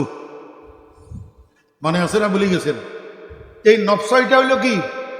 গোপন শত্রু। আর প্রকাশ্য শত্রু হইল শয়তান। প্রকাশ্য শত্রু হইল শয়তান। আল্লাহ পাক রব্বুল আলামিন বলেন, ইন্নাহু লাকুম আদুউম মুবিন। শয়তানের পদচিহ্ন অনুসরণ করিও না, শয়তানের পথের প্রতীক হইও না, শয়তান যে রাস্তা দিয়ে হাঁটে সেই রাস্তা দিয়ে হাঁটিও না, শয়তান তোমার কাছে যা চায় সেই চাহিদা পূরণ করিও না, কারণ শয়তান তোমার প্রকাশ্য শত্রু। এই শয়তানের অনুসরণ করিও না, শয়তান তোমার প্রকাশ্য শত্রু, এই কথা কই আল্লাহ কি বুঝায়? আমার ভাইয়েরা, দোস্ত আবাব, 16 বছর দুইটা ছেলে বন্ধুত্ব করছে, একজন আরেকজনের বন্ধু বানাইছে। আমার ভাইয়েরা, দোস্ত আবাব, দুইটা জুড়ি, এক জুড়িতে দুইজন, আরেক জুড়িতে দুইজন। প্রথম জুড়ির মধ্যে একজন মদদি, দ্বিতীয় জুড়ির মধ্যে একজন নামাজি। এখন প্রথম জুড়ির মধ্যে মদদি যেটা, এটা মাগরিবের নামাজের পরে ওই দ্বিতীয় বন্ধুরে হাত ধরে টানে, কয় বন্ধু আয় এদিকে একটু জামু। বন্ধুয়ে কয় কিরে ভাই এদিকে কই জ্বর, এটা তো অন্ধকার গলি, চিপা গলি, এদিকে কই যাইতেছ? ওই সামনে একটা দোকান আছে, সেই দোকানে যাব। বুঝছেন তো কিসের দোকান? কথা কয় না। ইয়াবার দোকান, বাবার দোকান। আর এই ডাবার গাঞ্জা, বন্ধু গাঞ্জাখোর। এই গাঞ্জাখোর বন্ধুরে আরেক বন্ধুরে কোন দিকে টানি নিয়ে যায়? কথা কয়। এক বন্ধু আরেক বন্ধুরে গুনার দিকে টানি নিয়ে যায়। আরেকটা জুটির ভিতরে একটা বন্ধু নামাজি। এই নামাজি বন্ধু যখন মাগরিবের নামাজের আজান হইছে, বন্ধুরে হাত ধরিয়া টানে, কয় বন্ধু আয় দনজনে মাগরিবের নামাজটা আদায় করি, তারপরে দনজনে নাস্তা করব। কথা বুঝছেন না বুঝেন না? আমারে আপনারা বুঝি থাকলে বলুন, কোন দুশ্মনে আরেক দুশ্মনের খায়ের খাই করেনি? কোন দুশ্মনে আরেক দুশ্মনের কল্যাণ চায়নি? জি, মঙ্গল চায়নি। শত্রুয়ে শত্রুর মঙ্গল চায়নি। আরে মিয়া, বিজয়ী হয়েছে নির্বাচনে, এরপরে খানা করতেছে, দাওয়াত করে ওই মানুষগুলারে যারা ভোট দিছে, যারা ভোট দেন এদেরকে দাওয়াত করে না। কথা কয়, এদেরকে কি করে না? দাওয়াত করে না। এক শত্রু আরেক শত্রুর মঙ্গল। আল্লাহ পাক রব্বুল আলামিন কয়, ইন্নাহু লাকুম আদুউম মুবিন। ও দুনিয়ার মানুষেরা, শয়তান তোমার প্রকাশ্য শত্রু, যেহেতু শয়তানে তোমার কোনো ভালো কোনোদিন চায় না, তোমার মঙ্গল চায় না, তোমার কল্যাণ চায় না। অতএব শয়তানে তোমার দিয়া কাজ যেগুলা করাবে, সেগুলার দ্বারা তোমার দুনিয়াতেও ভালো হবে না, আখিরাতেও ভালো হবে না, মৃত্যু সজ্জায়ও ভালো হবে না। তোমার বেঈমান বানাইয়া দুনিয়ার থেকে নিয়ে যাবে, জাহান্নামী বানাইয়া দুনিয়ার থেকে নিয়ে যাবে, কারণ সে তো তোমার শত্রু, কোনো দিন সে তোমার ভালো চাইবে না।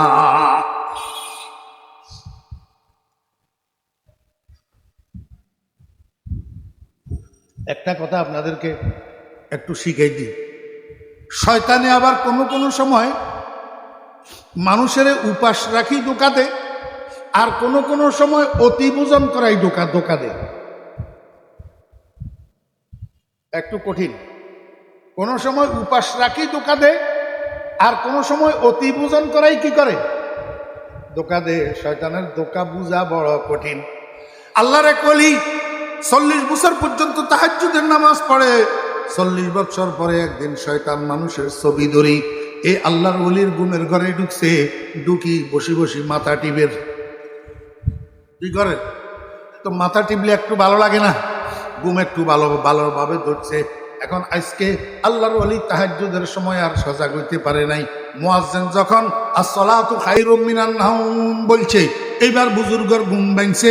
এবার ঘুমের থেকে উঠি কয়, হাই কি করলাম, 40 বছর পর্যন্ত তাহাজ্জুদ করা হইল না, আজকে কেন আমি সজাগ হইতে পারলাম না, আজকে তাহাজ্জুদ কেন পড়তে পারলাম না। বড় অনুশোচনা করি, অজু করি, তাড়াতাড়ি মসজিদে গেছে। যেহেতু আজান হইয়া গেছে, আগে ফজরের 2 রাকাত সুন্নত পড়ছে। ফজরের 2 রাকাত সুন্নত পড়ি আল্লাহর দরবারে হাত উঠাইয়া দিচ্ছে মুনাজাত।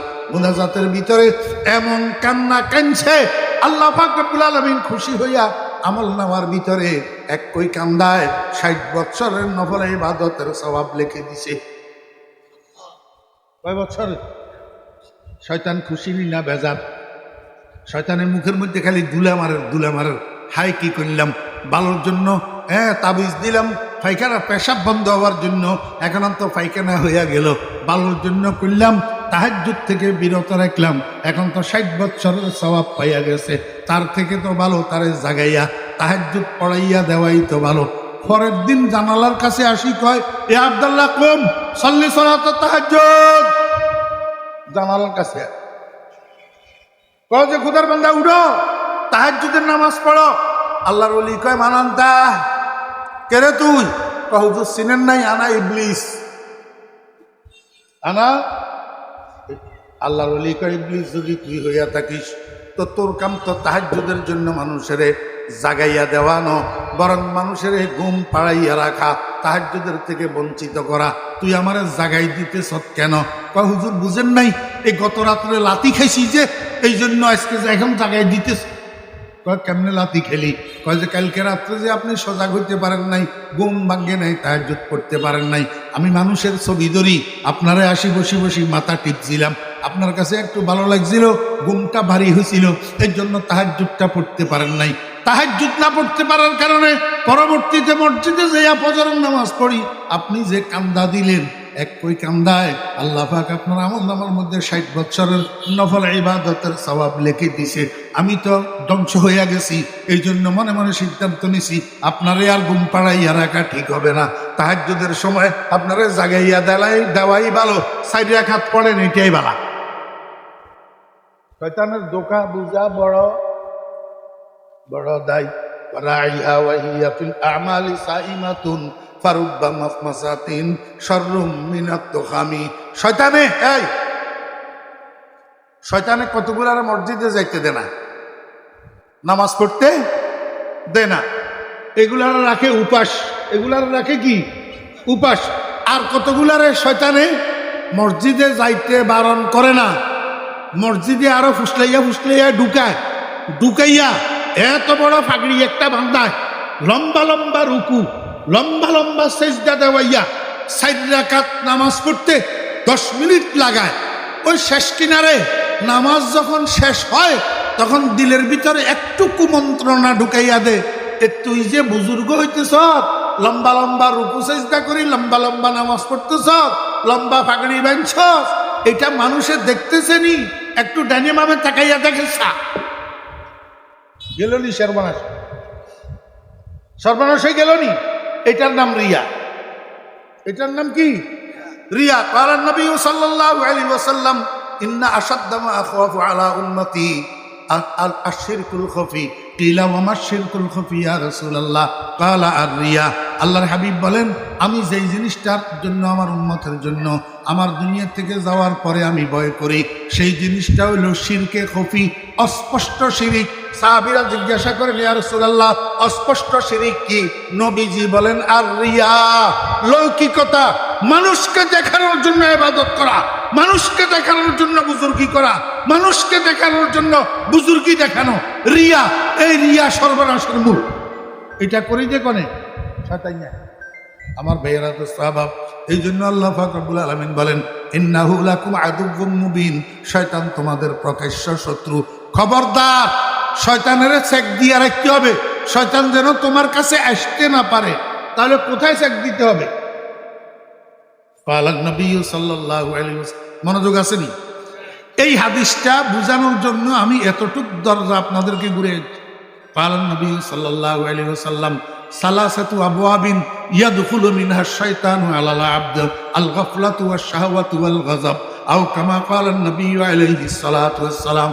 আল্লাহর হাবিব বলেন, মানুষের কাছে শয়তান আসার 3টা দরজা। এই 3টা দরজা যদি তুমি চেক দিয়ে রাখতে পারো, এই 3টা দরজা যদি বন্ধ রাখতে পারো, তাহলে শয়তান আর তোমার কাছে আসতে পারবে না, তোমাকে কুমন্ত্রণা দিতে পারবে না, তোমাকে দিয়া শয়তান আর গুনাহ করাইতে পারবে না। কয় দরজা? 3 দরজা। 1 নম্বর দরজার নাম হলো গাফলত। 1 নম্বর দরজার নাম কি? আমার ভাইয়েরা, দোস্ত আবাব, আমি পাও ধরি আপনাদেরকে বলতেছি, পাও ধরি অনুরোধ করতেছি, একটু মনোযোগ সহকারে শুনি। এই 3টা দরজা একটু মুখস্থ রাখার চেষ্টা করেন, দেখবেন হাজার হাজার গুনাহ থেকে বাঁচি যাবেন ইনশাআল্লাহ। 1 নম্বর দরজার নাম হলো গাফলত। 1 নম্বর দরজার নাম কি? গাফলত। মানি গাফলতের 2 অর্থ। কয় অর্থ? 2 অর্থ। এক অর্থ হইল অলসতা, আর এক অর্থ হইল উদাসীনতা। উদাসীনতা মানি অমনোযোগিতা।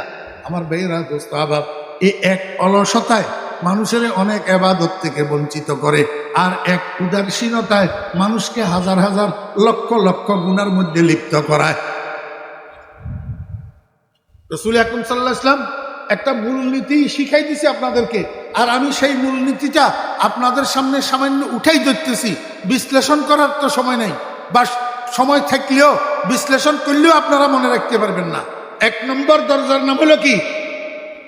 আরবি শব্দ মনে রাখবেন, এই আরবি পরিভাষাগুলাকে চর্চা করবেন।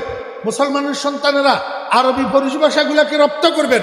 1 নম্বর দরজার নাম গাফলত। গাফলতের কয় অর্থ? 1 নম্বর অলসতা। 1 নম্বর কি? মনে রাখবেন, অলস মানুষের দুনিয়াও বরবাদ, আখিরাতও বরবাদ। দুনিয়াও বরবাদ, আখিরাতও বরবাদ। ঘরে ভাত রান্না করার জন্য চাউল নাই, ফ্যামিলি মেম্বার 9 জন, হেতে দিনের 12টা পর্যন্ত ঘুমায়, কাজকর্ম করতে যায় না। কি কারণে? অলসতার কারণে। নিজেও উপাস থাকে, ঘরের মানুষগুলাকে উপাস রাখে। দুনিয়ায় বরবাদ হইল, নিনানা হইল। আমার ভাইরা, দোস্ত আবাব, মুয়াজ্জিন যখন ফজরের সময় ডাকে, হাইয়া আলাস সালাহ, হে কম্বলারে আরো ভালো করি, মাথা মোড়াইয়া ঘুমায়, ঘুমের থেকে উঠে না, মসজিদে যায় না। কি কারণে? অলসতার কারণে। কিসের কারণে? অলসতার কারণে। আমার ভাইয়েরা, দোস্ত আবাব, ব্যবসায়ীর ব্যবসা নষ্ট, চাকরিজীবীর চাকরি নষ্ট, আল্লার আল নষ্ট, জাল্লার জাল নষ্ট, ছাত্রদের লেখাপড়া নষ্ট। মাদ্রাসা বলেন আর স্কুল কলেজ বলেন, এই অলস পোলা সারা বছর লেখাপড়া করি, বছরের শেষে ফাইনাল এক্সাম যখন দে, ফাইনাল পরীক্ষা যখন দে, মাদ্রাসা বলেন আর স্কুল কলেজ বলেন, হেতে পাস করে না, ফেল মারে। কি করে? ফেল মারে। এই অলসতা বশত লেখাপড়া করে না, দুনিয়ায় বরবাদ হলো কি হইল না? আমার ভাইয়েরা, দোস্ত আবাব, ফজরের নামাজটা অলসতার কারণে পড়ে না, এশার নামাজটা অলসতার কারণে পড়ে না, আখেরাত বরবাদ হইল। দুনিয়াও বরবাদ, আখেরাতও বরবাদ। এমনি ভাবে উদাসীন মানুষ, অমনোযোগী মানুষের দুনিয়াও বরবাদ, আখেরাতও বরবাদ। কেমনে? আমার ভাইয়েরা, হাতে ড্রাইভার গাড়ি চালাইতেছে, বাম হাতে মোবাইল, ডাইন হাতে স্টিয়ারিং হুইল, ওই দিক থেকে বউয়ে মোবাইলের মধ্যে কইতেছে, তোমার 4 বছরের পোলাটা পানিতে পড়ি মারা গেছে। বউয়ে মোবাইলের মধ্যে কি করতেছে? তোমার 4 বছরের বাচ্চাটা পানিতে পড়ি মারা গেছে। এই সংবাদ শোনার পরে মানুষের হাল ঠিক থাকার কথা না। এখন মন গেছে গা সেই দিকে, সামনের দিক থেকে গাড়ি আসতেছে, খেয়াল করে নাই, দিছে সামনা সামনি মারি, নিজের গাড়িটাও ভাঙলো, আরেকজনের গাড়িটাও ভাঙলো, নিজেও মরল, সামনের ড্রাইভারটারেও মারল। কারণটা কি? অমনোযোগিতা, উদাসীনতা। কথা বুঝছেন না? বুঝেন নাই? দুনিয়া বরবাদ হইল নি, আখেরাত বরবাদ। কেমনি আখেরাত বরবাদ? হে মসজিদে যায় 5 ওয়াক্ত আল্লাহু আকবার নামাজের নিয়ত বান্ধি, এবার ডুবাই চলে যায়, এবার খেতে চলে যায়, এবার অফিসে চলে যায়, না ঠিক মতো সুবহান রাব্বিয়াল আযীম আছে, না ঠিক মতো সুবহান রাব্বিয়াল আলা আছে, না তাশাহুদ আছে, না দরুদ শরীফ আছে, না দোয়ায়ে মাসুরা আছে। এটা ঘোড়ার ডিমের নামাজ নি। এই নামাজ তো তোর কিচ্ছু হইতেছে না, শুধু লেফট রাইট করতেছ, যে এইটাই হইতেছে। নামাজ ঘোড়ার ডিমও হইতেছে না। কি কারণ? এই নামাজের মধ্যে অমনোযোগী হওয়ার কারণে। আখেরাত বরবাদ হইল নি। আল্লাহর হাবিব জনাব মুহাম্মদুর রাসূলুল্লাহ সাল্লাল্লাহু আলাইহি ওয়াসাল্লাম বলেন, আমার উম্মতেরা শয়তানের প্রবঞ্চনা যদি বাঁচতে চাও, অলসতা ছাড়তে হবে, উদাসীনতা ছাড়তে হবে। এই দুটোটার সমন্বিত নাম হইল গাফলত। এই গাফলত তোমাকে ছাড়তে হবে। এই গাফলতের দরজা দিয়া তোমার কাছে শয়তান আসে। 2 নম্বর দরজার নাম হইল শাহওয়াত। 2 নম্বর দরজার নাম কি? শাহওয়াত। শাহওয়াত এটা আরবি শব্দ। শাহওয়াতের বাংলা কি? শাহওয়াতের বাংলা হইল ওই যে একটু আগে বুঝাইলাম, নফসমানি মন। নফসমানি মন, মনের একটা চাহিদা আসেনি। কারো কারো মনে ভালো চাহিদা চায়, কারো কারো মনে খারাপ চাহিদা চায়। এই যে মনের চাহিদা, এটা যদি রসুলের তরিকা পরিপন্থী হয় সেটার নাম শাহওয়াত। কথা বুঝার চেষ্টা করি। মনের চাহিদা যদি রসুলের তরিকার পরিপন্থী হয় সেটার নাম কি? এই জন্য হুজুরে পাক সাল্লাল্লাহু আলাইহি ওয়াসাল্লাম বলছেন, লা ইউমিনু আহাদুকুম হাত্তা ইয়াকুনা হাওয়াহু তাবআন লিমা জিতু বিহি। হযরত উলামায়ে কেরামের ফায়দা বেশি, তালেবে ইলমদের ফায়দা বেশি। লা ইউমিনু আহাদুকুম হাত্তা ইয়াকুনা হাওয়াহু তাবআন লিমা জিতু বিহি। আল্লাহর হাবিব বলেন, তুমি ততক্ষণ পরিপূর্ণ ইমানদার হইতে পারিবা না যতক্ষণ না তোমার মনের চাহিদা আমি নবীর আদর্শের অনুসারী না হয়। আমি নবীর আদর্শের অনুসারী না হয়। তাহলে খাহেসাত শাহওয়াত কাকে বলে? মানুষের মন চাহিদা যেটা নবীর আদর্শ বহির্ভূত হয় সেটা হলো শাহওয়াত, সেটা হলো মন চাহিদা। বুঝে থাকলে বলেন না। মদ পান করা নবীর আদর্শ, জি। সুদ খাওয়া নবীর আদর্শ, পতিতালয়ে যাওয়া নবীর আদর্শ, বেগানা মেয়ের সাথে গার্লফ্রেন্ড করি আল্লাহু আকবার পার্কে ঘুরা নবীর আদর্শ। নাউজুবিল্লাহ, কোনো দিন নবীর আদর্শ হইতে পারে না। এটা মন চাহিদা। এটা কি? মন চাহিদা। এরকম যত গুনার কাজ আছে যেগুলা আমার মনে চায়, এগুলার নাম হলো শাহওয়াত। আল্লাহর হাবিব জনাব রাসূলুল্লাহ সাল্লাল্লাহু আলাইহি ওয়াসাল্লাম বলেন, ও উম্মত, শুধু তোমার মন চাইলেই তুমি করিবা এমনটা নয়। আমার আদর্শের কষ্টি পাথরের লগে একটু বসিয়া দেখবা আমার আদর্শের সাথে মিলে আসেনি। তুমি যত বড় হও না কেন, তোমার স্ত্রীকে লইয়া রাস্তায় যদি খোলা চেহারায় বাইর হও তাহলে বুঝতে হবে এটা তোমার মন চাহিদা। এটা তুমি মনের চাহিদা পূরণ করতেছ। আমি নবীর আদর্শ বেপরদা চলা নয়। কথা বুঝছেন না? বুঝেন না? আল্লাহু আকবার। 3 নম্বর দরজাটার নাম হলো গজব। মাওলানা মুজিবুল হক সাহেব আসছে, ফরাজি সাহেব, ওনাকে নিয়ে আসেন, স্টেজে নিয়ে আসেন। 3 নম্বর দরজার নাম কি? কথা কয় না। গজব। গজব আরবিতে কি কয়? গজব। গজব শব্দের অর্থ হলো রাগ, ক্রোধ। এই রাগের 3টা স্তর আছে। রাগের কয়টা স্তর? 3টা স্তর। আল্লাহু আকবার। এই 3 স্তরের মধ্যে একটা স্তর ভালো, যেটা মিডিয়াম স্তর। এটা ইসলামী সায়েন্সের পরিভাষায় এটাকে বলে সুজাত। আর 2টা স্তর হলো ঘৃণিত, আর 2টা স্তর হলো অগ্রাহ্য। একটার নাম জুবুন আর একটার নাম তাহাব্বুর। একটার নাম জুবুন আর একটার নাম তাহাব্বুর। জুবুন হলো কাপুরুষতার নাম। তোমার ন্যায্য অধিকার সংরক্ষণ করার জন্য যেই রাগের দরকার সেই রাগ তোমার কাছে না থাকার নাম কাপুরুষতা। কথা কয় না। 30 বছর পর্যন্ত তোমার আব্বাই দোকান করলো, এখন 30 বছর পরে সন্ত্রাসী 2 জন লাঠি 2টা লইয়া যদি তোমার কাছে আসি, কয় এটা আমাদের দোকান, তুই গদি থেকে নাম, তো তুমি কি করবা? ভাইজান মারিয়েন না, আপনারা বসেন, আমি ছাড়ি দিলাম না। এটা তোর ন্যায্য অধিকার। তোর বাবার 30 বছরের দোকান, তোর কাছে এই রাগ থাকতে হবে। আর একটা লাঠি লইয়া উল্টা ঘুরি তোকে দাঁড়াইতে হবে। এই বেটারা, কে তোরা? আমার দোকান, আমি কেন তোদেরকে ছাড়বো? এই রাগ তোর কাছে থাকতে হবে তোর ন্যায্য অধিকার সংরক্ষণ করার জন্য। এই পরিমাণ রাগ যদি তোর কাছে না থাকে তাহলে তুই কাপুরুষ। তাহলে তুই কি? ও ইমানদাররা, যদি তোমার আল্লাহর উপরে আক্রমণ আসে, যদি তোমার রসুলের উপরে আক্রমণ আসে, কেউ কোনো নাস্তিক যদি তোমার আল্লাহকে গালি দেয়, তোমার রসুলকে যদি গালি দেয়, তোমার আল্লাহর সম্ভ্রম রক্ষা করার জন্য, তোমার রসুলের সম্ভ্রম রক্ষা করার জন্য, প্রতিবাদ করার জন্য, প্রতিহত করার জন্য যেই পরিমাণ রাগের দরকার, সেই রাগ যদি তোর কাছে না থাকে তাহলে তুই কাপুরুষ। তাহলে তুই কি? কাপুরুষ। এটাকে ইসলামী সায়েন্সের পরিভাষায় বলে জুবুন। আর ইসলামী সায়েন্সের পরিভাষায় রাগের একটা উগ্র স্তর আছে, এটাকে বলে তাহাব্বুর। তাহাব্বুর মানে উগ্র রাগ। যেই রাগের মধ্যে মানুষ গেলে, যেই রাগে মানুষের পাইলে মানুষের দিক বিদিক জ্ঞান থাকে না, হুঁশ ঠিক থাকে না, কারে কি বলে ঠিক করে না, কাকে কি করতেছে ঠিক করে না, নিজের ঘরের সমস্ত সিরামিক সরঞ্জামগুলার লাঠি দিয়া পিটাইয়া চুরমার করে ফেলে। কোনো সময় আল্লাহু আকবার বউয়ের পিটানি শুরু করে, কোনো সময় নিজের ছেলে মেয়েদেরকে পিটায়, কোনো সময় মা বাপের গায়ে পর্যন্ত হাত উঠায়। কিসের কারণে? রাগের কারণে। এই যে রাস্তায় রাস্তায় সন্ত্রাস হইতেছে, মানুষ খুন হইতেছে, একজন আরেকজনকে আহত করতেছে, একজন আরেকজনকে নিহত করতেছে, এর মূলে ম্যাক্সিমাম কার্যকরী এই উগ্র রাগ। উগ্র আল্লাহর হাবিব জনাব রাসূলুল্লাহ সাল্লাল্লাহু আলাইহি ওয়াসাল্লাম বলেন, আমার উম্মতেরা তুমি তোমার উগ্র রাগটাকে কন্ট্রোল করো। কিভাবে কন্ট্রোল করবা?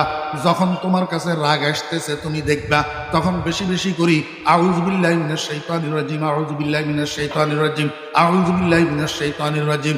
যত বেশি পড়বে আস্তে আস্তে রাগ ঠান্ডা হয়ে যাবে। আল্লাহর নবী বলেন, যদি এইটার দ্বারাও যদি রাগ তোমার না থামে তাহলে এক কাজ করো, তুমি যদি দাঁড়ানো থাকো বসে যাও, রাগ ঠান্ডা হয়ে যাবে। যদি বসা থাকো শুইয়া যাও, রাগ ঠান্ডা হয়ে যাবে। যদি এইটার দ্বারাও রাগ না থামে তাড়াতাড়ি অজু করো, দেখবা অজু করলে তোমার রাগ ঠান্ডা হয়ে যাবে। যদি অজুর দ্বারাও রাগ ঠান্ডা না হয়, সেই অজু দিয়া 2 রাকাত নামাজের নিয়ত বান্ধ, 2 রাকাত নফল নামাজের নিয়ত বান্ধ। 2 রাকাত নফল নামাজ শেষ হইতে হইতে দেখবা তোমার কাছে আর রাগের গোষ্ঠীও থাকবে না। রাগের গোষ্ঠীও কি থাকবে না। উগ্র রাগ এটাকে কন্ট্রোল করতে হবে। খবরদার, রাগান্বিত অবস্থায় কোনো কাজ করা যাবে না। রাগান্বিত অবস্থায় কাজ করায় শয়তানে, রাগান্বিত অবস্থায় কাজ করায় কে? শয়তানে। এই রাগের দরজাটাকে যদি পাহারাদারি করা যায়, এই দরজা দিয়া যদি শয়তানের আগমনকে রোখা যায়, তাহলে মানুষ হাজার হাজার গুনাহ থেকে বাঁচিয়ে যেতে পারে।